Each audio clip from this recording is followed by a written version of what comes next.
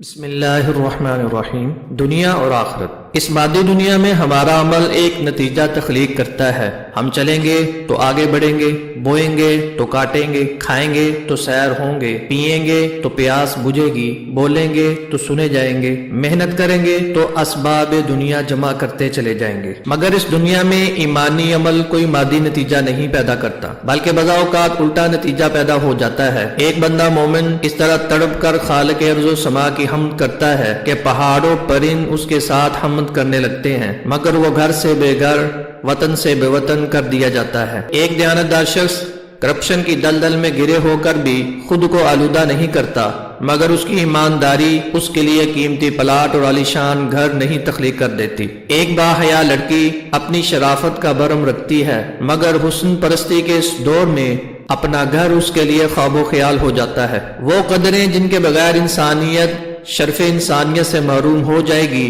وہ اس مادی دنیا میں آخری درجے میں غیر مؤثر ہیں۔ اس سے زیادہ حوصلہ پست کر دینے والی کوئی حقیقت اس مادی دنیا میں نہیں پائی جاتی۔ ایسے میں خدا کی کتاب ہے جو یہ بتاتی ہے کہ یہ مادی دنیا ایک روز کوٹ کوٹ کر برابر کر دی جائے گی اور ہر مادی عمل فنا ہو جائے گا، پھر ایک نئی دنیا تخلیق ہوگی۔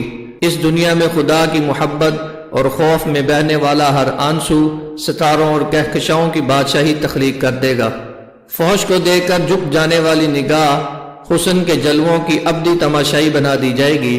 اپنی نسوانیت کو مجمع میں ابھارنے کی بجائے چھپانے والی حیات جمال و کمال کے آخری کالم میں ڈال دی جائے گی۔ ایمان، رحم، انفاق، صبر اس روز وہ چیک بکس بن جائیں گی جن سے جنت کا ہر محل اور ہر نعمت خریدی جا سکے گی۔ یہ مادی دنیا اور اس کا ہر عمل فانی ہے، وہ ایمانی دنیا ابدی ہے، اس کی ہر نعمت لازوال ہے۔